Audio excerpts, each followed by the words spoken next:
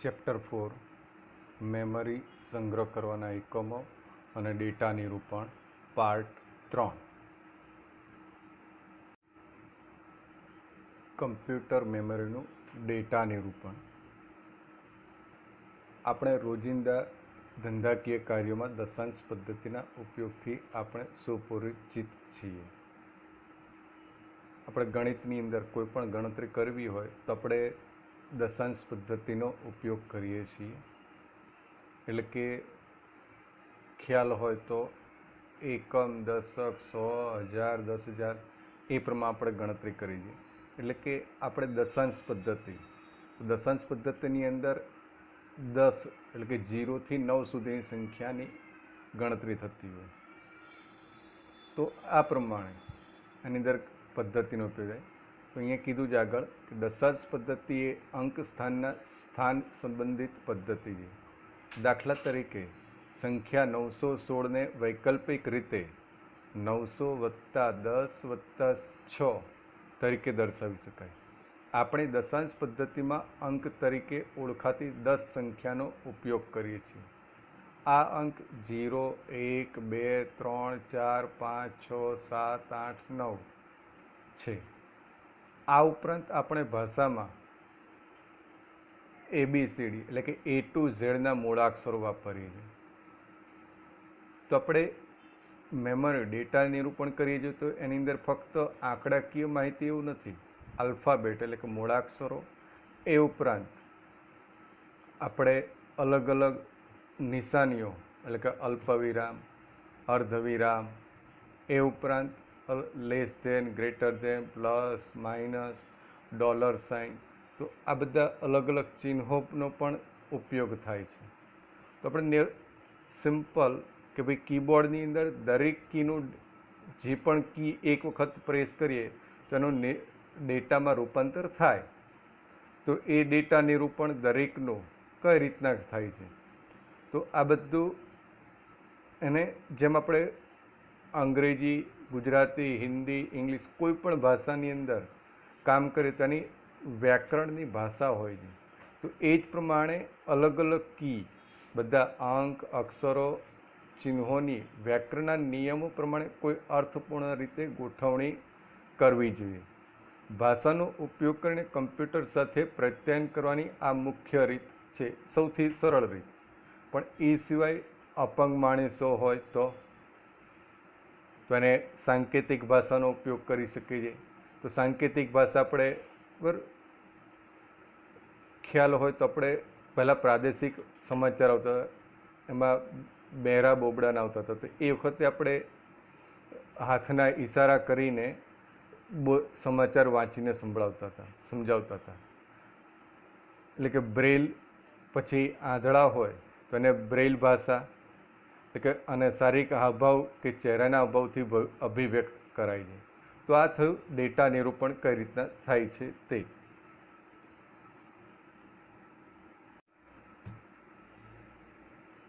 Computer એક electronic સાધન હોવાથી સંજ્ઞાઓ તેને અનુકૂળ નથી.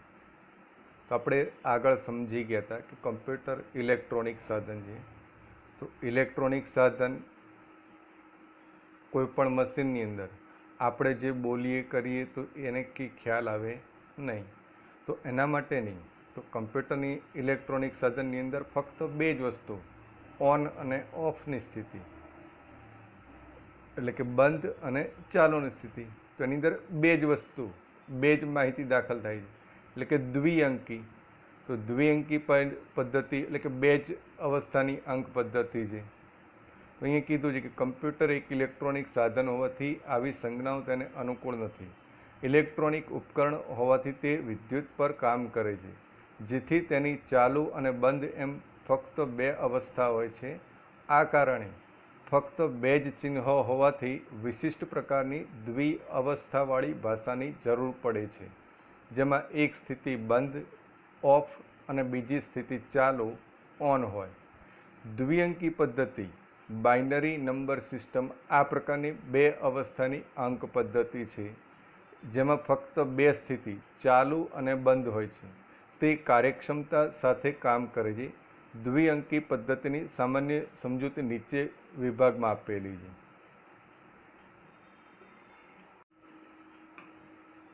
દ્વિઅંકી પદ્ધતિ બાઇનરી નંબર સિસ્ટમ. આપણે અગાઉ સમજી ગયા કે દ્વિઅંકી પદ્ધતિ બે સંજ્ઞાઓ એટલે કે 0 અને 1 સમજે છે. તો એમાં 0 અથવા 1 કોઈ પણ એક બીટ, એક સંખ્યા અને બીટ કહેવામાં આવે છે. તો અહીંયા આગળ બતાવ્યું કે દ્વિઅંકી પદ્ધતિમાં બે સંજ્ઞાઓ 0 અને 1 હોય છે. એક દ્વિઅંકીને બીટ કહેવામાં આવે છે. 101 એ માન્ય દ્વિઅંકી સંખ્યા છે. 101 કેમ માન્ય અહીંયા સમજાવ્યું છે? કારણ કે 0 અને 1 થી જ બની જાય આખી સંખ્યા, એટલે કે 101 એટલે કે મતલબ કે એ બાઇનરી દ્વિઅંકી સંખ્યા સાચી છે. એટલે કે દ્વિઅંકી પદ્ધતિમાં ફક્ત બે જ અંક 0 અને 1 વપરાતા હોવાથી 102 એ અમાન્ય દ્વિઅંકી સંખ્યા છે. કારણ કે 0, 1, 2 ના આવે, કારણ કે 2 એ બાઇનરી સિસ્ટમમાં ગણાતી નથી. જો 102 એ માન્ય સાચી ગણવી હોય તો દશાંશ સંખ્યા ગણી શકાય, તો એ માન્ય પદ્ધતિ ગણી શકાય છે. તો દ્વિઅંકી સંખ્યાને ઝડપથી ઓળખવા માટે આપણે સંખ્યાને છેડે કેપિટલ બી અથવા સ્મોલ બી એટલે કે સફિક્સ લગાવીએ છીએ. એટલે કે પાછળ કેટલીક રજૂઆતમાં સંખ્યાને છેડે પ્રત્યાયન ટુ વાપરવામાં આવેલો છે.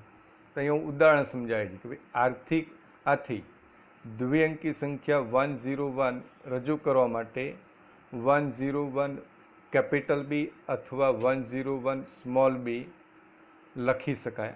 આના સિવાય તે સંખ્યા 101 અને 2 નીચેના ભાગમાં પણ લખી શકાય. તો આ થઈ દ્વિઅંકી સંખ્યાને કઈ રીતની રજૂઆત કરી છે તે. એ જ પ્રમાણે દશાંશ પદ્ધતિની અંદર સંખ્યા રજૂઆત કરવી હોય બરાબર, તો 101 એ દશાંશ પદ્ધતિ પણ ગણી શકાય ને દ્વિઅંકી પણ સંખ્યા. તો ખબર કેવી રીતના પડે કે આ કોની સંખ્યા છે? તો દશાંશ સંખ્યામાં 101 ને 1 નીચે કેપિટલ ડી અથવા 101 સ્મોલ ડી અથવા 101 નીચે 10 પણ લખી શકાય. તો આ સંખ્યાની કિંમત કેવી રીતના ગણાય? તો કે ભાઈ 100 + 00 + 1.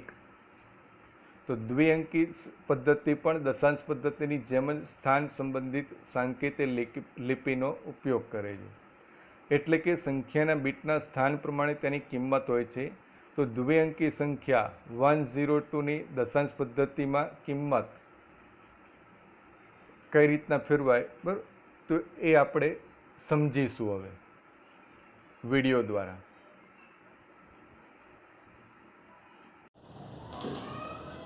અહીંયા આપણે દશાંશ અંકીનું બાઇનરીમાં રૂપાંતર કઈ રીતના થાય એ સમજીશું, એટલે કે ડેસિમલ ટુ બાઇનરી. તો અહીંયા આપણે એક કિંમત લઈએ છીએ 5.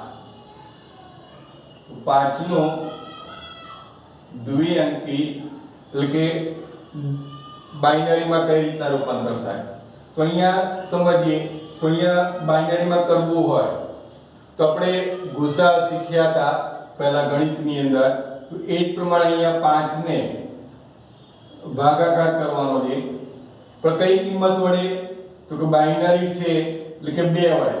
તો અહીંયા 2 ભાગ અહીંયા નીચે ભાગાકાર કરતા જઈએ, જે ભાગફળનો જવાબ આવતો હોય એ અહીંયા લખવાનો. એટલે કે અહીંયા સમજી લો કે ભાઈ 5, તો અહીંયા 2 દુ 4, શેષ કેટલી વધી 1 અને ભાગફળ 2. તો ભાગફળ અહીંયા લખવાનું છે અને શેષ અહીંયા લખવાનું છે. હવે આગળ તો 2 1 2 એટલે શેષ 1 પણ ના આવે એટલે કે 0. હવે 2 અહીંયા બરાબર 2 કિંમત છે ને 1 છે એટલે ભાગ થશે નહીં, એટલે કિંમત 0 મૂકી દો અને આ જે કિંમત છે એને એઝ ઇટ ઇઝ અહીંયા મૂકી દો. હવે આનો આન્સર નીચેથી ઉપરની તરફ લખવાનો છે. એટલે કે બાઇનરીની અંદર આનો જવાબ આવશે 101 એટલે કે બાઇનરીમાં 101 એટલે કે 5 કિંમતનો બાઇનરીમાં આ રીતનો જવાબ આવે. હવે બીજી એક કિંમત લઈએ છીએ આપણે, કારણ કે ઉદાહરણ ખ્યાલ આવે થોડું કેવી રીતના ગણતરી કરીએ છીએ. તો આપણે બીજી એક કિંમત લઈએ છીએ 105 દશાંશ બાઇનરીમાં કેટલી આવશે?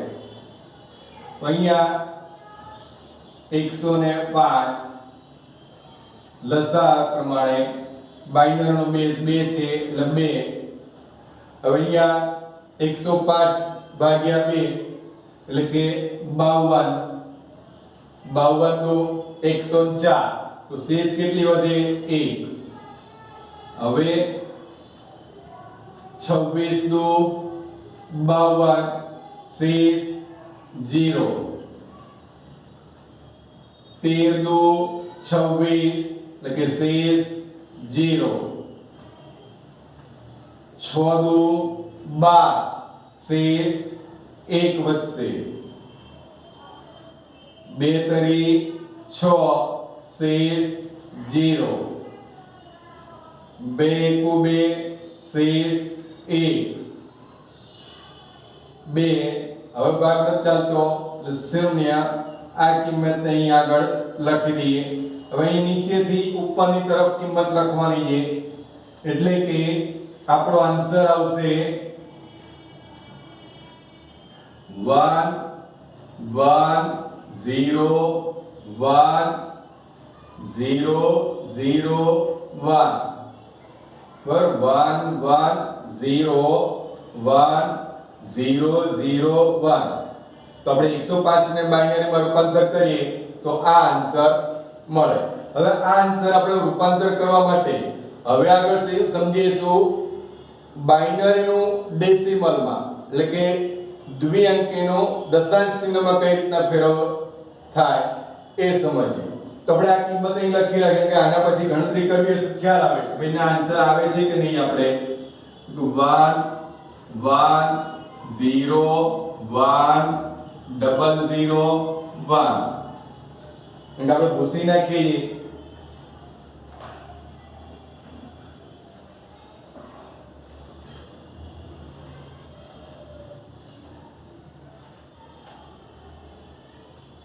હવે અહીંયા આગળ હવે 101 આ બાઇનરી કિંમત છે અને દશાંશમાં દશાંશ કિંમતમાં કઈ રીતના જવાબ આવશે એ જોઈએ છીએ. તો અહીંયા 10 બાઇનરી કિંમતને આપણે અહીંયા છૂટા અક્ષર કરીને લખી નાખીએ 101. હવે ડાબી બાજુની બીટથી ઉપર ઘાતાંક લખવાનો. ઘાતાંકની શરૂઆત 0 થી 0 1 2. હવે અહીંયા ગણતરી કરીએ છીએ તો આ 1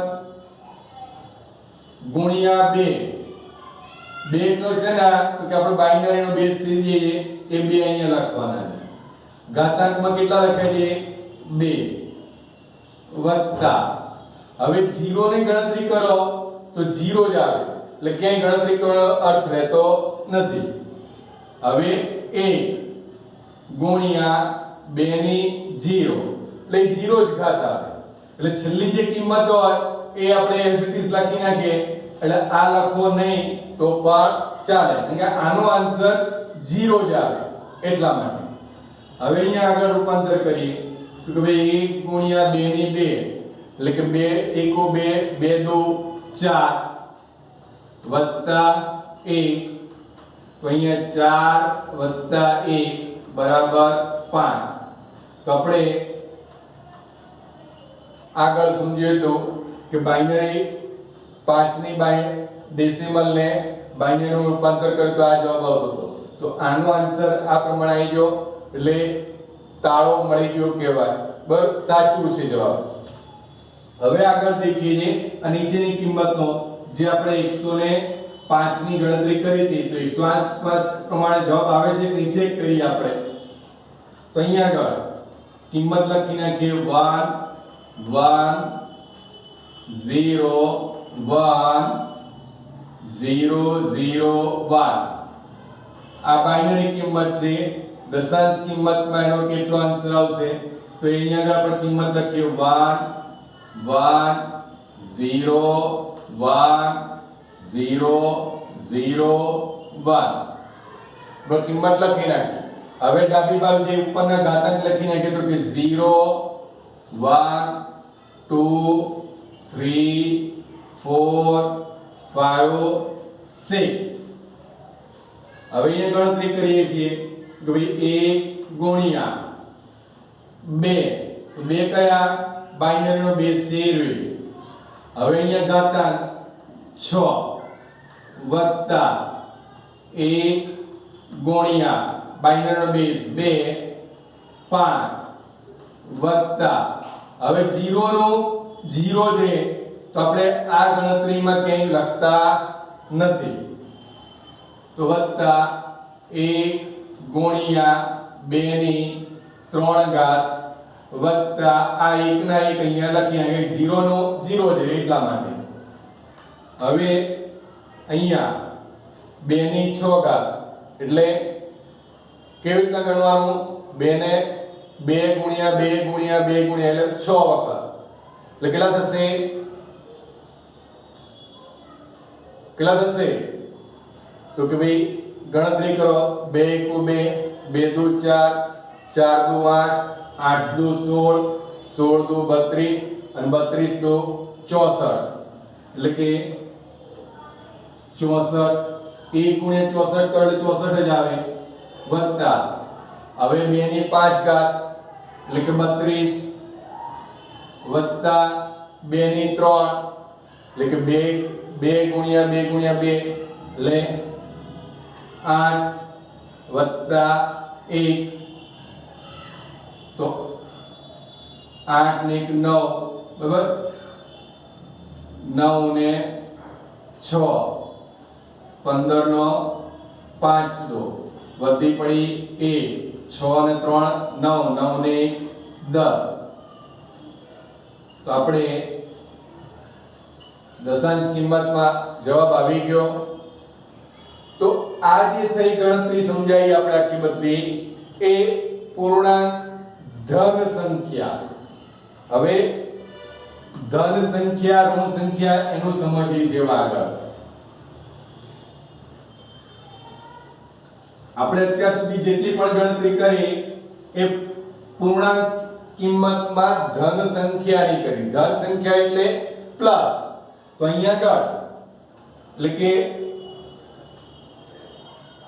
5 હવે એમાં સમજ અહીંયા 5 પછી +5 અને -5 તો અહીંયા 5 અને +5 બંને નોટ શું થાય એક જ ગણાય પણ -5 તો અર્થ જુદો થઈ ગયો પણ અહીંયા આગળ બાઇનરીની અંદર નિયમ છે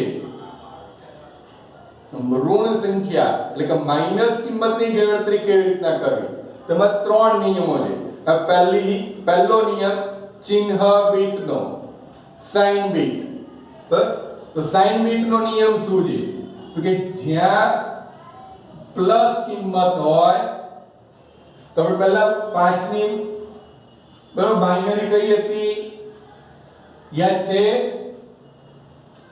101 આપણે હમણાં ગણતરી કરીને સમજાવ્યું તો 101 5 ની ગણતરી છે તો આ પ્લસ કિંમત છે બરાબર આ રહી તો અહીંયા સાઇન બીટ મૂકવું પડે ક્યાં આગળ ડાબી બાજુ બરાબર તો ડાબી બાજુમાં અહીંયા આગળ જો પ્લસ સંખ્યા એટલે કે ધન હોય તો 0 મૂકો હવે 5 એટલે 105 આની પણ માઈનસ કિંમત હોય તો ત્યાં આગળ 1 મૂકો એટલે નિયમ શું થયો ધન સંખ્યા માટે 0 અને ઋણ સંખ્યા એટલે કે માઈનસ માટે 1 મૂકો તો આ નિયમ થયો બરાબર તો બંનેની કિંમત અલગ લઈ કે આ +5 ની કહેવાય આ -5 પણ આમાં મર્યાદા છે શું મર્યાદા છે કે ભાઈ 0 કિંમત હોય હવે અહીંયા આગળ સમજીએ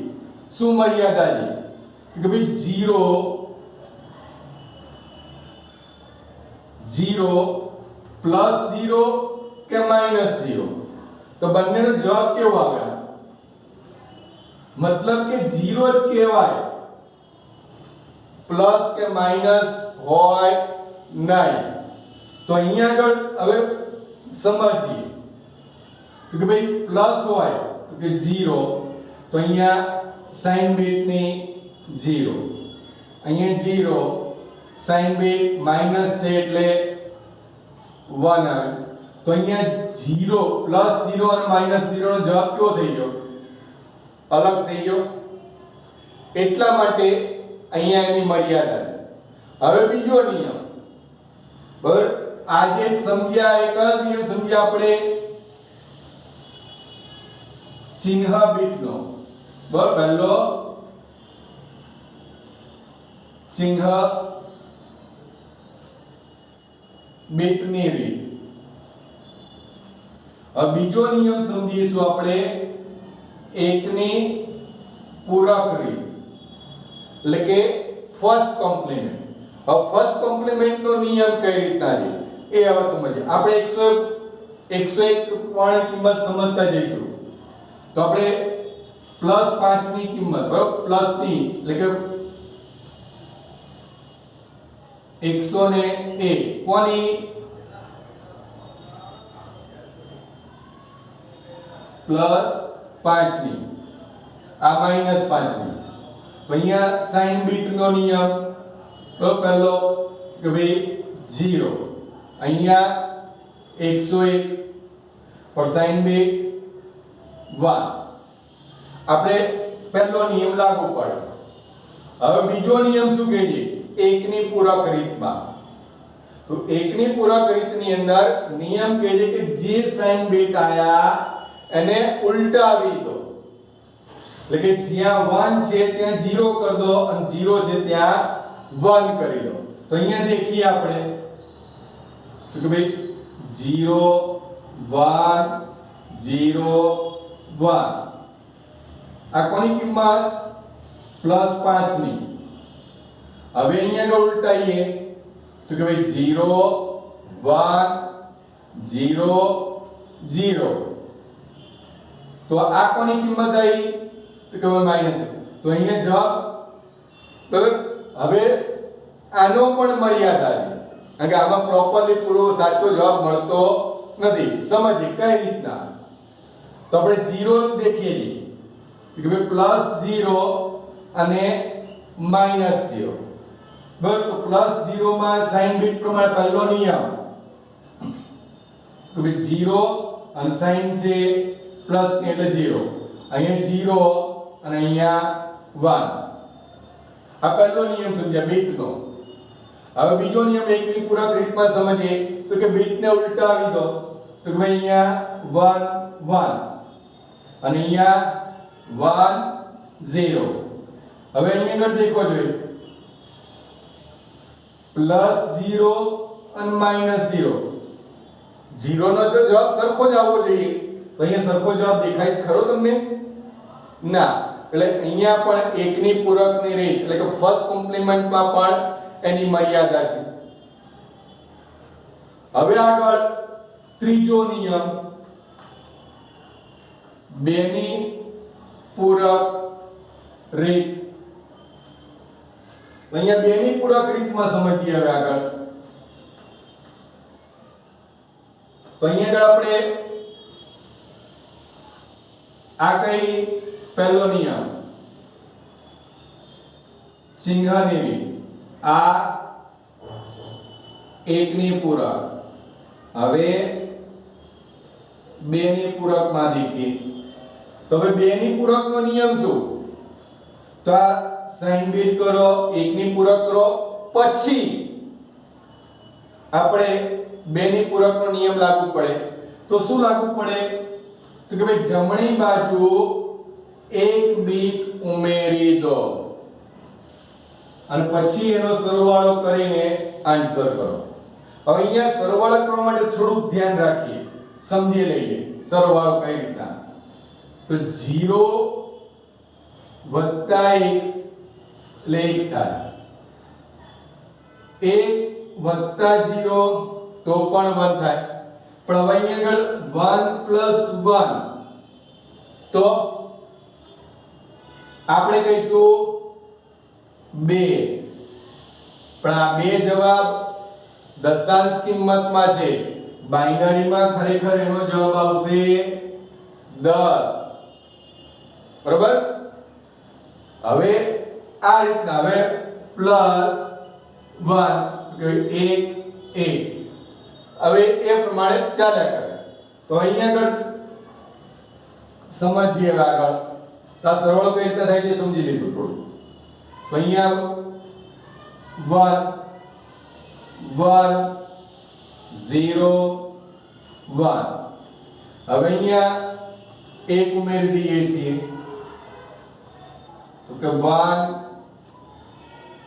1 0 0 તો હવે સાચો જવાબ આવ્યો આ જે કિંમત આવી બરાબર પ્લસ 5 ની આવી અને આ જે કિંમત આવી એ -5 ની આવી હવે 0 માં થાય છે કે નહીં બરોબર એ ચેક કરીએ તો ભાઈ +0 -0 અને પહેલું સાઈન બીટ પહેલો નિયમ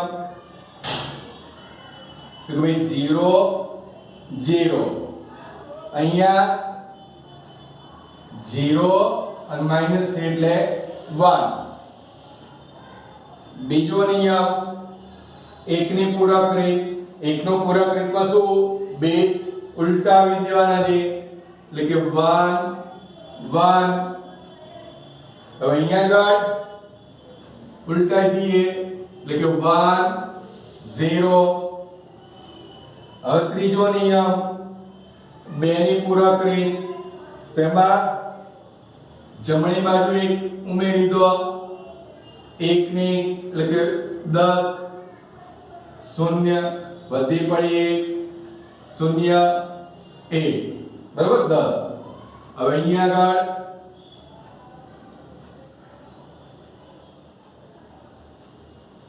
1 ઉમેરી દઈએ 10 ની 0 વધી પડી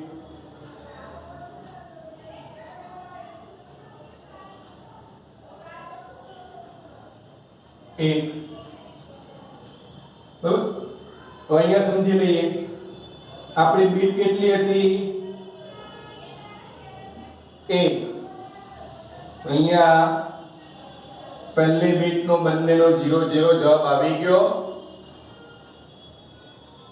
બરાબર એટલે કે 2 ની પૂરક રીતમાં પૂરેપૂરું સોલ્યુશન થઈ જાય છે આ આપણે સમજ્યા છે આના વિશે બહુ એટલું પરીક્ષામાં પૂછાતું નથી દાખલા ને એમ કેવું આ સમજૂતી કે આપણે બુકની અંદર આપેલું છે ગણતરીને થોડું ઘણું બુકમાં આટલું બધું ડિટેલમાં આપ્યું નથી પણ આપણે સમજણ માટે આ રીતે સમજાવ્યું છે હવે એના પછી આ થયું અપૂર્ણ પૂર્ણાંકમાં માઈનસ ચિહ્ન એટલે કે ઋણ સંખ્યાનું સમજાવ્યું હવે એના પછીનું જે અપૂર્ણાંક કિંમત તો અપૂર્ણાંક કિંમતનું પણ આપણે નેક્સ્ટ સ્લાઇડમાં સમજાવેલું છે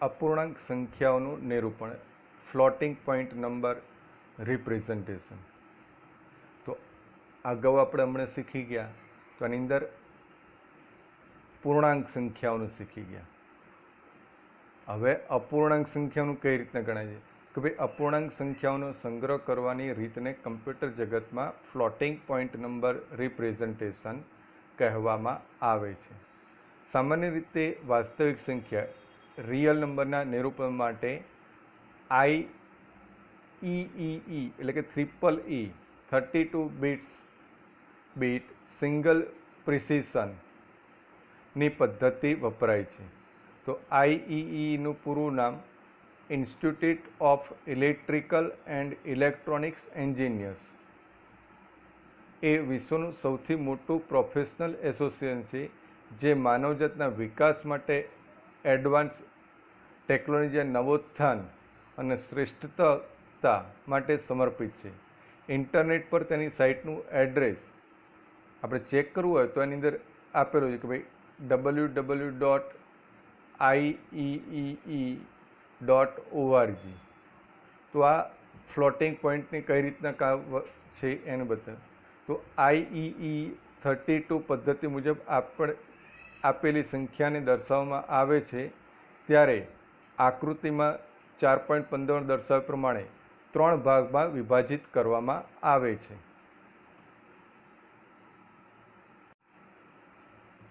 અહીંયા આકૃતિ દેખાય છે, એની અંદર અપૂર્ણાંક સંખ્યાનું સ્વરૂપ બતાવ્યું છે.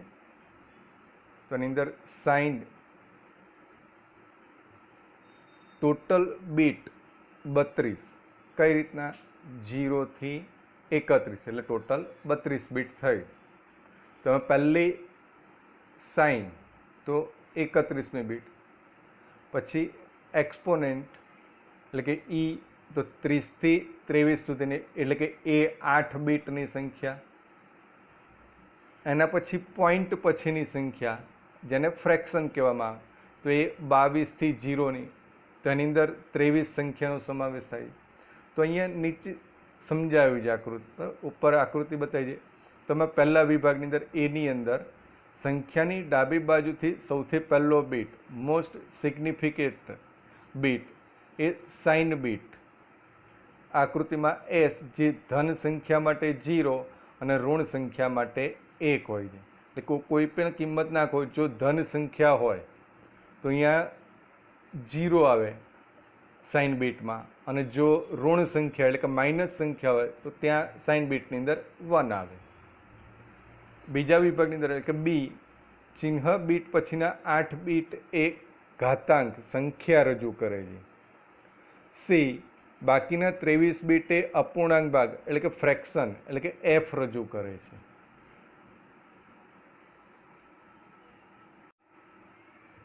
અહીંયા બોક્સની અંદર આકૃતિની અંદર 4.16ની અંદર સમજાવ્યું છે. તો પહેલી રેડ કલરથી 1, પછી 1 0 0 0 0 0 0 1, એના પછી બ્લેક કલરમાં બતાવ્યું છે 0 1 1 અને 0 0 0 એ પ્રમાણે. તો એની અંદર પહેલું રેડ કલરમાં 1 બતાવ્યું છે એ સાઇન બીટ એટલે કે એસથી 1 1 બતાવ્યું છે. એનો અર્થ શું થાય કે એ ઋણ સંખ્યા છે એટલે કે માઇનસ સંખ્યા છે. એના પછી ઈ એટલે એક્સપોનેન્ટ, તો કે 8 બીટ બતાવે છે બ્લુ કલરની અંદરના, તો એ 8 બીટ એક્સપોનેન્ટ થયું. એના પછી બ્લેક કલરનું બતાવ્યું છે જે ફ્રેક્શન એટલે કે પોઈન્ટ પછીની કિંમતો જે 23 બીટ બતાવે છે 0 1 1 અને 0 0 0 0 0 0, એવી રીતના 4 4 0ના 5 વિભાગ બતાવે છે. તો આ થઈ જો ઋણ સંખ્યા હોય તો આ પ્રમાણે અપૂર્ણાંકમાં બતાવે છે. જો ધન સંખ્યા હોત તો ધન સંખ્યા હોત તો જ્યાં પહેલે જ એસની અંદર એટલે કે રેડ કલરમાં 1 બતાવ્યું છે એની જગ્યાએ 0 હોત, અને બાકીની જે કિંમત હોત 8 બીટ અને ફ્રેક્શનની 23 બીટની એ જે તે સંખ્યાને હોય એ પ્રમાણે આવે છે. और નીચે બતાવ્યું છે કે તેમાં ઘાતાંક, તો કે આપણે ઘાતાંકની અંદર 1 0 0 એટલે કે 8 બીટની બતાવી છે, એની અંદર બી બતાવ્યું છે એટલે કે બાઇનરી કિંમત. હવે આ બાઇનરી કિંમતને જો દશાંશ કિંમતમાં ફેરવો તો એની કિંમત થાય છે 129, જેને દશાંશ કિંમતમાં દર્શાવીએ તો 129 ડી થાય. હવે એને નોર્મલાઇઝરની અંદર ઘાતાંકની ખરી કિંમત એટલે કે ઈ એક્સપોનન્ટની ઈ એટલે કે 127 પ્રમાણે બતાવે છે. એટલે કે જ્યાં ઈ ઘાતાંક સૂચવે છે, આથી તેને એક્સેસ 127 એટલે કે 127 ને રીત પણ કહેવાય છે. તો અહીંયા ધન અને ઋણ સંખ્યાને ઘાતાંકના સ્વરૂપમાં રજૂ કરવાની જરૂર પડે છે. એટલે કે અહીં ખરેખર ઘાતાંક 129 માઇનસ 127 બરાબર 2D છે. હવે આ જે સમજાવીએ છીએ એ એટલું ક્યાંય પરીક્ષામાં બહુ ડિટેલમાં એના વિશેનું કંઈ પૂછાતું નથી, ખાલી આપણને સમજાવવા પૂરતું સમજાવ્યું છે.